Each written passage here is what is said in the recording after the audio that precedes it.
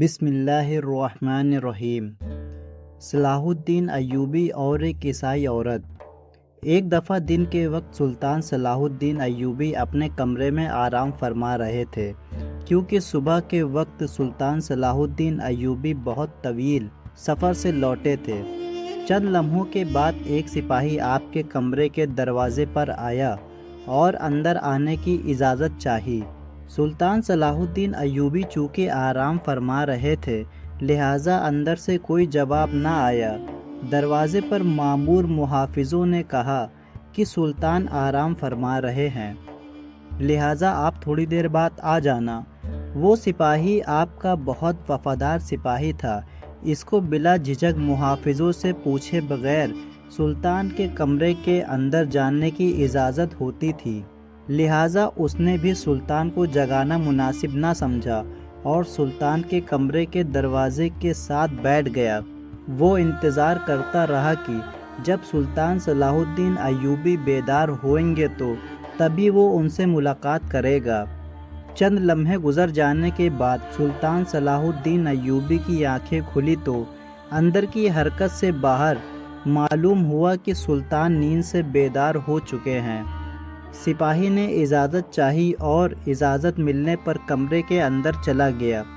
سلطان صلاح الدین ایوبی نے سپاہی سے پوچھا، ایسی کیا خاص بات تھی کہ تم اتنی دیر سے کمرے کے باہر انتظار کر رہے تھے؟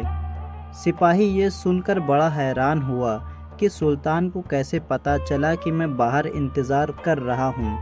تو سپاہی نے سلطان سے کہا، سلطان معظم، آپ تو نیند میں تھے، آپ کو کیسے معلوم ہوا کہ میں باہر کھڑا انتظار کر رہا ہوں؟ تو سلطان صلاح الدین ایوبی نے کہا کہ وہ انسان کبھی فاتح سلطان نہیں بن سکتا جو سوتے ہوئے دیکھ نہ سکے، کچھ سن نہ سکے اور کچھ محسوس نہ کر سکے۔ فاتح سلطان اور بہادر سردار وہی ہوتا ہے جو سوتا ہوا سن بھی سکے، دیکھ بھی سکے اور محسوس بھی کر سکے۔ سپاہی بڑا حیران ہوا اور پھر سلطان نے پوچھا، بتاؤ کیا بات ہے؟ اس نے کہا، سلطان معظم، شاہی حکیم صاحب آپ سے ملنا چاہتے ہیں۔ سلطان نے کہا، اجازت ہے، آپ حکیم کو اندر لے آئیے۔ سپاہی باہر گیا اور چند لمحوں کے بعد شاہی حکیم کو لے کر سلطان صلاح الدین ایوبی کی خدمت میں حاضر ہوا۔ سلطان صلاح الدین ایوبی نے حکیم سے پوچھا، حکیم صاحب بتاؤ کیا بات ہے؟ آخر آپ کو مجھ سے اتنی جلدی ملنے کی کیا ضرورت پیش آئی؟ تو حکیم صاحب نے کہا، حضور ایک بات ہے جو مجھے کئی دنوں سے پریشان کر رہی ہے، اس سلسلے میں آپ سے بات کرنی ہے۔ سلطان صلاح الدین ایوبی نے اس سے پوچھا، بتاؤ کون سی بات ہے؟ تو اس نے کہا، سلطان معظم، میرے حکیم خانے میں میری بہت ساری شاگردوں میں سے ایک شاگرد ہے جو کہ ایک خاتون ہے اور عیسائی مذہب سے تعلق رکھتی ہے۔ اس نے اسلام کے بارے میں بہت کچھ پڑھا اور بہت کچھ سیکھا ہے، لیکن اس کے ذہن میں چند سوال ہیں جن کی وجہ سے وہ الجھ کر رہ گئی ہے اور ابھی تک مسلمان نہیں ہوئی۔ وہ چاہتی ہے کہ مسلمان ہو جائے، لیکن ایک سوال کا جواب میرے پاس نہیں، جس کی وجہ سے وہ ابھی تک مسلمان نہیں ہوئی۔ سلطان صلاح الدین ایوبی نے مسکرا کے کہا، سلطان کے حکیم ہوتے ہوئے بھی تمہیں ایک سوال کا جواب نہیں آیا، بتاؤ وہ کون سا سوال ہے جو اس عورت کے ایمان لانے کے درمیان رکاوٹ بنا ہوا ہے؟ حکیم صاحب نے کہا کہ سلطان معظم، وہ عورت کہتی ہے کہ آخر مسلمان خنزیر کا گوشت کیوں نہیں کھاتے؟ اسے کھانے میں آخر برائی ہی کیا ہے؟ کیا اس کے کھانے میں کوئی نقصان ہے کہ جس کی وجہ سے مسلمان خنزیر کا گوشت نہیں کھاتے، بلکہ اس سے سخت نفرت کرتے ہیں؟ اور وہ یہ بھی کہتی ہے کہ ہمارے گاؤں میں تو سبھی لوگ اکثر خنزیر کا گوشت کھاتے ہیں اور اپنے قبیلوں میں خنزیر پالتے ہیں اور بڑا ہونے پر اس کو کاٹ کر کھاتے ہیں، اور جب وہ مجھ سے سبق لے کر اپنے گھر واپسی جاتی ہے تو اپنے گھر والوں کے ساتھ خنزیر کا گوشت ہی کھاتی ہے، کیونکہ یہاں تو اس کے لیے خنزیر کا گوشت میسر نہیں۔ چونکہ میرے پاس اس کے اس سوال کا کوئی معمول جواب نہیں تھا اور میں نہیں جانتا کہ اسے کس طرح مطمئن کروں، لہٰذا اگر آپ اس کے سوال کا جواب دیں گے تو ممکن ہے کہ آپ اس کے نور ہدایت کی طرف آنے کا ذریعہ بنیں اور شاید وہ غیر مسلم عورت مسلمان ہو جائے۔ یہ سن کر صلاح الدین ایوبی نے حکیم سے مخاطب ہو کر کہا کہ کل تم اس خاتون کے ساتھ دربار میں حاضر ہو جانا۔ دوسرے دن صبح جب سلطان دربار میں پہنچے تو حکیم صاحب اس خاتون کے ہمراہ تشریف فرما رہے تھے۔ پھر حکیم صاحب نے بتایا کہ سلطان معظم، یہ ہے وہ خاتون جو میری شاگرد ہے اور جس کا میں آپ سے ذکر کیا کرتا تھا۔ سلطان نے عورت سے کہا، بتاؤ خاتون تمہارا کیا سوال ہے؟ تو اس عورت نے کہا، سلطان معظم، میں نے اسلام کے بارے میں بہت کچھ پڑھا ہے اور سیکھا ہے، یہاں تک کہ اب میں اس جگہ پر آ گئی ہوں کہ میں اسلام قبول کر ہی لوں، لیکن ایک بات ہے جو مجھے اسلام قبول کرنے سے روک رہی ہے، اور وہ یہ بات ہے کہ اسلام خنزیر کے گوشت کھانے کی اجازت کیوں نہیں دیتا؟ یہ تو ہماری سب سے پسندیدہ خوراک ہے، چاہے کچھ بھی ہو جائے میں تو اس کو کھانا نہیں چھوڑ سکتی۔ میں نے اسلام کی تعلیم حاصل کرنے میں ہر جگہ دیکھا ہے کہ جہاں بھی اسلام میں کسی چیز سے روکا ہے تو اس کے منع کرنے کی وجہ اور اس کے نقصان کے بارے میں بھی بتایا ہے، لیکن خنزیر کے گوشت کے سلسلے میں تو کوئی مجھے مضبوط دلیل نہیں ملی۔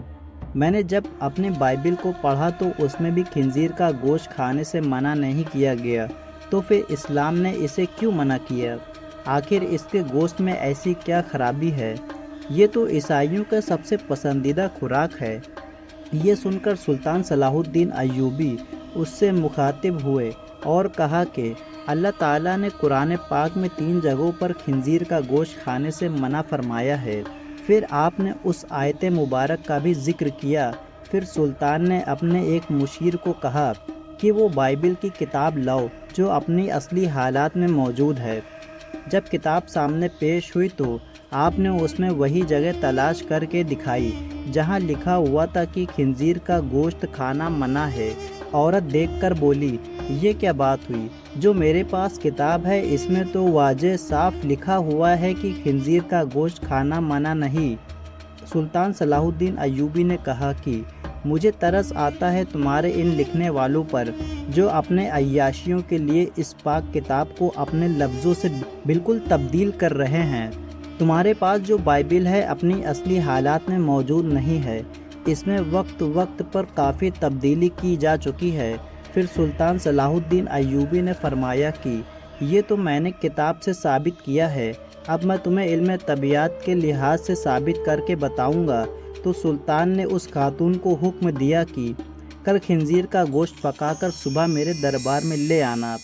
وہ عورت سلطان کے سپاہیوں کے ساتھ جنگل میں گئی، ایک سور کا شکار کیا اور اگلی صبح اس کا گوشت پکا کر سلطان کے سامنے لے آئی۔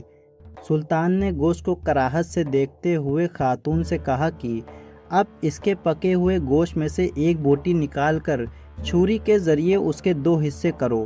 جب خاتون نے بوٹی کے 2 حصے کیے تو اس کے درمیان میں سے گوشت کچا تھا۔ سلطان نے کہا، اے خاتون، کیا تو نے اس گوشت کو اچھی طرح پکایا نہیں؟ نہیں سلطان معظم، میں نے اس کو بہت اچھے سے پکایا ہے۔ سلطان نے کہا کہ اب تمہاری سمجھ میں میری بات ضرور آ جائے گی کہ اس حرام گوشت کو چاہے جتنا بھی اچھی طرح پکا لو، ایک بار پکاؤ یا بار بار آگ کی تپش دو، یہ پوری طرح پکتا نہیں۔ اس طرح بیچ میں سے کچا رہنے کے باوجود جب یہ تمہارے پیٹ کے اندر جاتا ہے تو بہت ساری بیماریوں کا سبب بنتا ہے، اس لیے اسلام نے اس کو کھانے سے منع کیا ہے۔ آپ خود ایک حکیم کے زیر اثر تعلیم حاصل کر رہی ہیں، لہٰذا آپ خود اندازہ لگائیے کہ اگر کوئی کچی چیز جب آپ کے پیٹ کے اندر جائے گی تو وہ اندر جا کر کتنی خرابیاں پیدا کرے گی۔ پھر سلطان نے اس عورت سے کہا، آپ کو اس جانور کے بارے میں کچھ اور بھی بتاتا ہوں۔ یہ جانور جس جگہ رہتا ہے تو یہ اس جگہ اپنے ارد گرد سبھی انسانوں کی گندگی کو بھی کھا جاتا ہے۔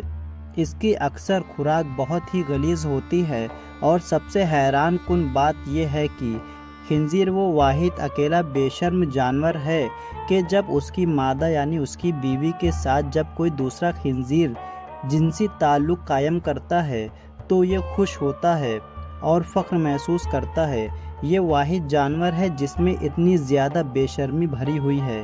آپ خود دیکھیں کہ جب آپ ایسے جانور کا گوشت کھائیں گے جس کی بنیاد غلاظت سے بھری ہوئی ہے تو وہ آپ کو کیا فائدہ دے گا؟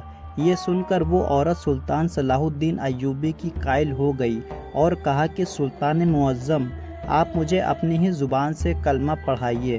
سلطان نے عورت کو کلمہ پڑھایا اور تمام دربار اللہ اکبر کے نعروں سے بلند ہو گئے۔ اللہ پاک ہمیں نبی صلی اللہ علیہ وسلم کے مبارک طریقوں پر عمل کرنے کی توفیق عطا فرمائے، آمین۔